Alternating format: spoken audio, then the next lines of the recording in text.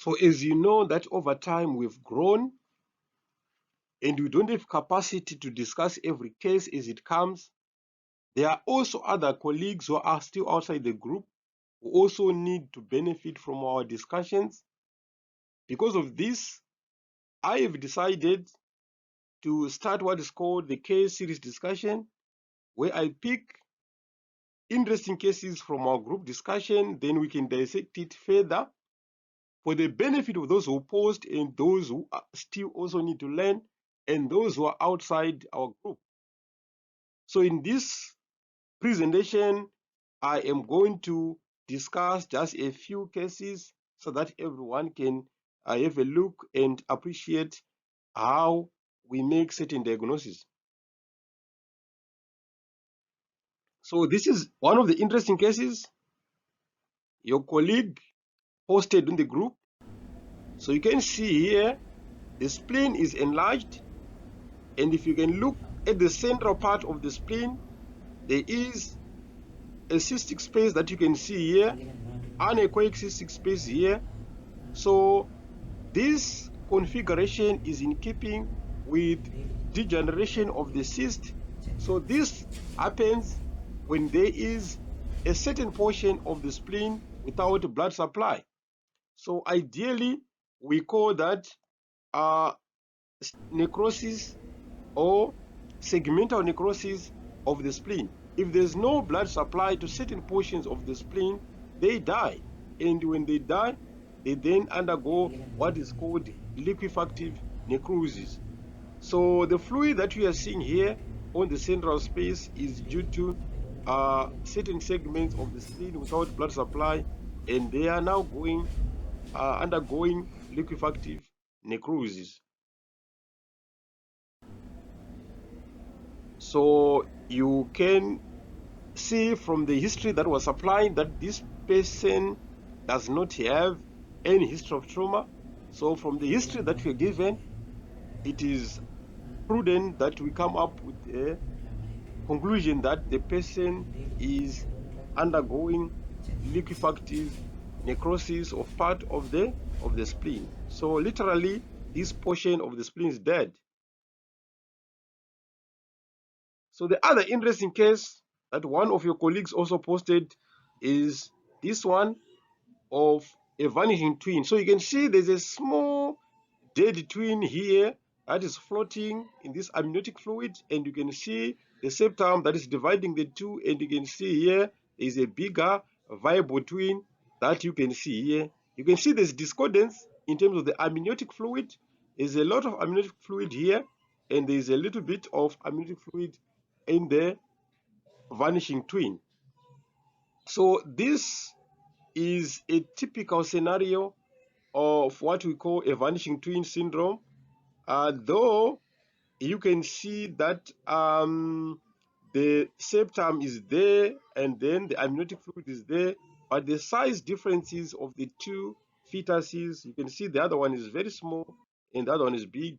So this discordancy is in keeping with a vanishing twin syndrome. You can see the septum here, where it means there's a T junction here, in keeping with a monochorionic monoamniotic twin gestation. This one is viable. You can see the heart rate is well visualized. The heart rate is well visualized, and you can see the head there, the structures, they are looking fine. So this is actually viable, a fetus, and the other one is very small, and you can see it's floating there. So it's vanishing or it's disappearing. So the other case, one of our colleagues also posted, you can see here you can see the swelling on the posterior aspect of the elbow, and you can see there's an effusion there, there's a collection there at the back of the elbow there. So when the elbow is inflamed at the back like that, and you can see inflammatory exudate of fluid here, collection, we call this olecranon bursitis. So this is a characteristic case of olecranon bursitis. So the olecranon fossa, you see it here at the back of the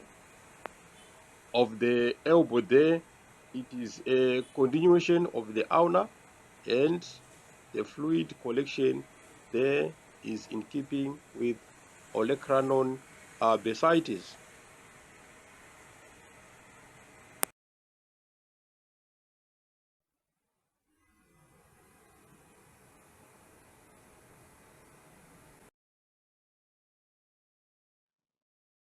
The next case is actually very interesting. So you can see here, there is a collection of echogenic fluid there in the vagina. So you can see here, but you can see here the uterus looks normal, and the endocervix also appear normal. This is a urinary bladder. So this collection of fluid is due to menstrual blood that is not finding its way because the hymen is blocked. So when there's an imperforate hymen there, you find this condition happening. It normally happens in those young ladies who are having their periods for the first time. So this is what is called hematocarpose.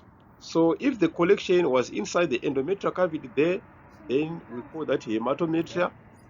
But the combination of blood collection in the endometrial cavity and the vaginal cavity is now called hematometrocarpose. But in this instance, the collection you can see is only affecting the vaginal canal or the endovaginal canal, meaning to say it's in keeping with hematocarpose.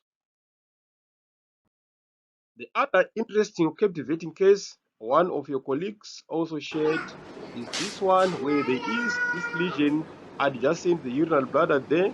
Some of you have called this is a fetus that is inside another fetus, a condition that is called fetus in fetu. But I beg to disagree because you can see this is a cystic lesion with thick walls, and then there's no continuity of other fetal portions or fetal parts. So ideally, for me, this is a cyst that is actually being duplicated as part of the intestine. So this is called an enteric duplication cyst. So according to my own assessment, this is a typical case of an enteric duplication cyst. It's not a case of fetus in fetu. That's my own assessment. I believe that this is going to benefit every one of you. And for the benefit of those who need elaboration, we can come back on the group and make a discussion further. But for now, I believe that what we have discussed is going to go a long way and is going to benefit everyone in our learning curve. Thank you so much. Enjoy the rest of your day.